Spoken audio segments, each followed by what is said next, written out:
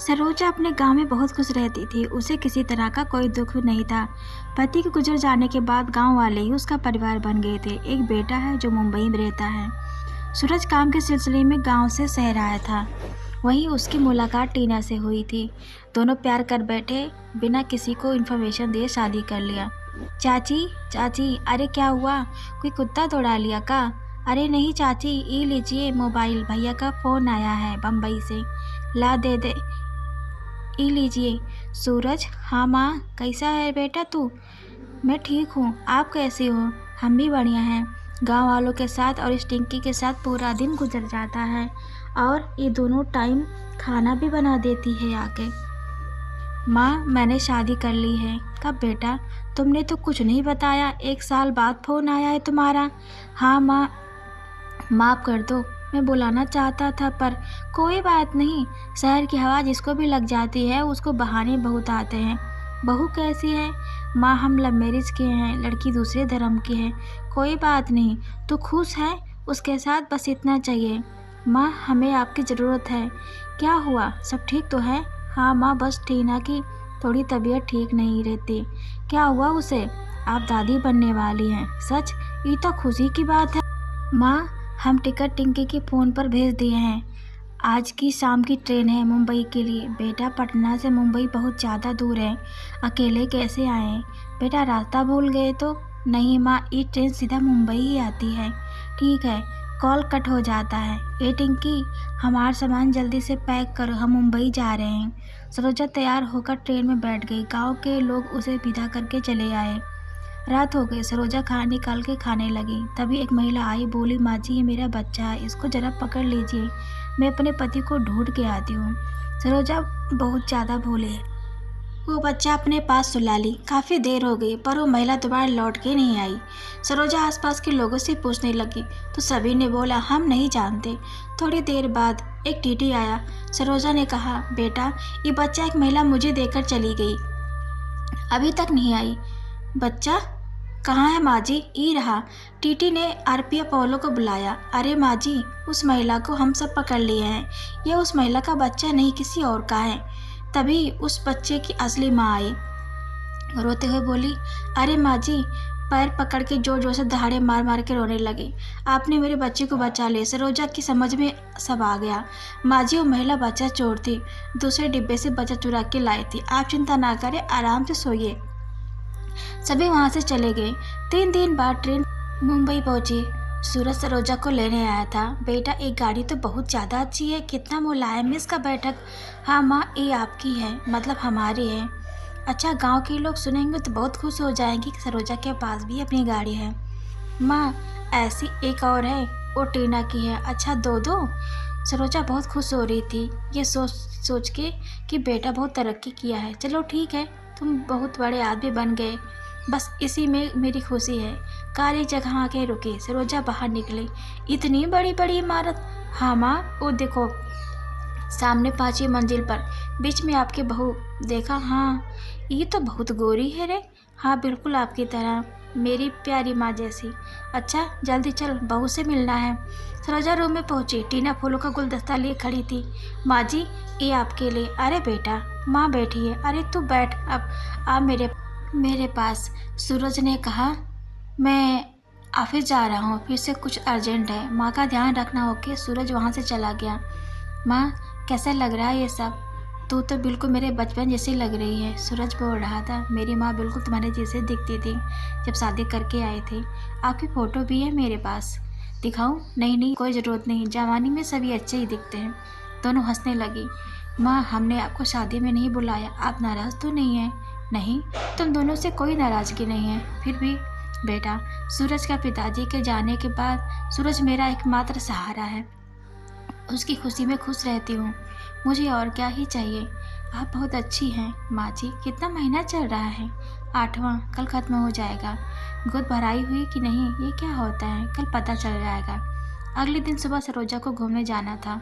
माँ, अभी 5 बजे है। अरे, सुबह की हवा शरीर के लिए लाभदायक होती है। सूरज माँ को रास्ता बता दिया, कहा और कैसे जाना है। रूम से निकलते ही एक बार वाला सोनू मिला।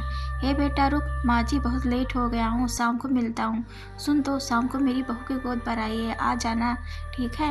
माँ जी सोनू के साथ बात करते करते नीचे आ गई। पार्क बिल्डिंग से अटैच था। ये तो बहुत बड़ा पार्क है। बिल्डिंग के बहुत से लोग मॉर्निंग वॉक पर आए थे।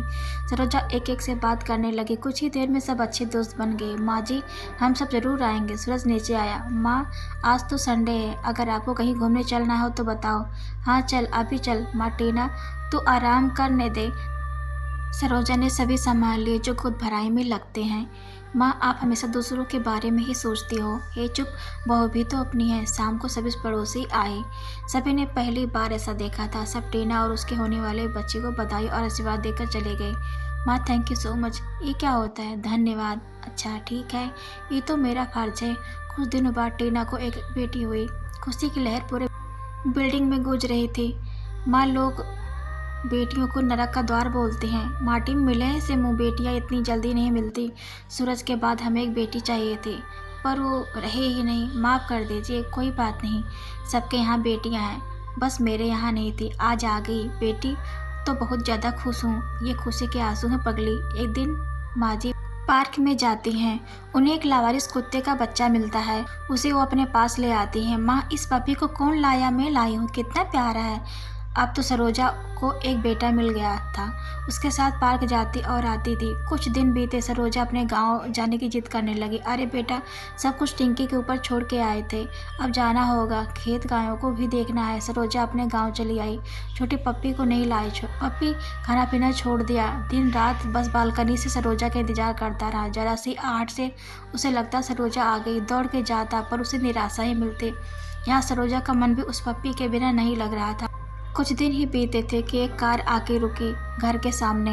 टीना की कार देख के खुश हुई। माँ जी आप किसी को भूल गई थी। ट्रेन में इसे नहीं ला सकते थे तो कार से ही ले आए। इतने दूर कार से आए? सरोजा ने दोनों को गले लगा लिया। पप्पी सरोजा को देख के सरोजा की गोद में जा बैठा। उससे सुकून मिल गया था। तुम याद करते थे मुझे? अरे माँ जी इसकी वजह से आना पड़े। एक हफ्ते से कुछ भी नहीं खाया पिया है। क्या? सरोजा दूध भात लेकर आई, उसे दी। बड़े प्यार से खाने लगा। देखा सूरज, ये बस माँ जी को मिस कर रहा था। अच्छा हुआ इसे ले आया, नहीं तो ये मर जाता। ठीक क्या बेटा? कुछ दिन टीना और सूरज गांव में रहे और फिर कुछ दिन बच्चे सहित मुंबई चले गए। सरोजा का सारा दिन बस पप्पी के साथ गुजरने लगा। जहाँ जाती वहाँ वो भी जाता। उसका नाम पप्पू रखा। धीरे धीरे दिन बीते। एक दिन सरोजा गाय के लिए घास काट रही थी। आधी तूफान चल रही थी, बिजली भी कड़क रही थी। पप्पू सरोजा के पास आया उसे घर ले जाने के लिए, लेकिन सरोजा बोली तू घर जा, बाहर के सामान अंदर रख दे जो तू उठा सके। पर पप्पू जाने को तैयार नहीं था। वो आसमान की ओर देखता, फिर सरोजा को। सरोजा ने उसे डांटा, जा जल्दी से, मेरे आने तक सब काम हो जाना चाहिए। वो चलता, फिर रुक के देखता, फिर चलता। सरोजा ने उस पर ध्यान नहीं दिया। एक बिजली इतनी जोर कड़की सरोजा के ऊपर जा गिरी और सरोजा वहीं खत्म हो गई। पप्पू भौंकता हुआ दौड़ के सरोजा के पास आया। जोर जोर से भौंकने लगा। गांव के लोग खेत की तरफ भागे तो देखा पप्पू सरोजा का हाथ मुंह में पकड़कर खींच के ला रहा था। बिजली की आवाज़ सबने सुनी थी, पर यह नहीं पता था कि ये किसी अपने पर गिर जाएगी। कुत्ते का प्यार सरोजा के लिए देख के सबके आंखों में आंसू आ गए। सूरज को अगले दिन फ्लाइट से पटना आया। गांव पहुंचा। सब सरोजा को ले जाने की तैयारी कर रहे थे। जब सरोजा को शमशान घाट ले जाने लगे तो पप्पू ने रोका, पर लोग उसे भगा रहे थे। सूरज ने कहा, आप लोग खेत में चलें। खेत में क्यों? माँ की चिंता थी कि घर खेत गायों को कौन देखेगा। वो अब नहीं है तो उनकी आत्मा को शांति नहीं मिलेगी। अगर वो देखी कि पप्पू खाना पीना छोड़ दिया, गायों की देखभाल कोई नहीं कर रहा है। सबने बात मानी। सरोजा को खेत में ही दफन कर दिया गया और एक पेड़ लगा दिया गया। पप्पू सरोजा के पास रोज जाने लगा। सरोजा की कब्र पर बैठता रहता और सो जाता था। सूरज भी टीना और बच्चे को लेकर गांव में आकर रहने लगा। एक दिन सूरज ने देखा कि पप्पू सरोजा की कब्र पर बैठा है और ऊपर की तरफ देख रहा है। जैसे लग रहा था सरोजा उसे अपने गोद में लेकर बैठी हो। सूरज पास में गया। तब तक पप्पू मर चुका था। गांव वाले पहुंचे। ऐसा प्रेम देखकर सबको आंखों में आंसू आ गए। पप्पू को भी सरोजा के कब्र के पास दफन कर दिया गया और सूरज 2 दिया रोज खेत में जलाने लगा। अगर आपको मेरी ये स्टोरी अच्छी लगी हो तो मुझे सपोर्ट करें, मेरे चैनल को सब्सक्राइब करें, comment, like, share. Thanks for watching.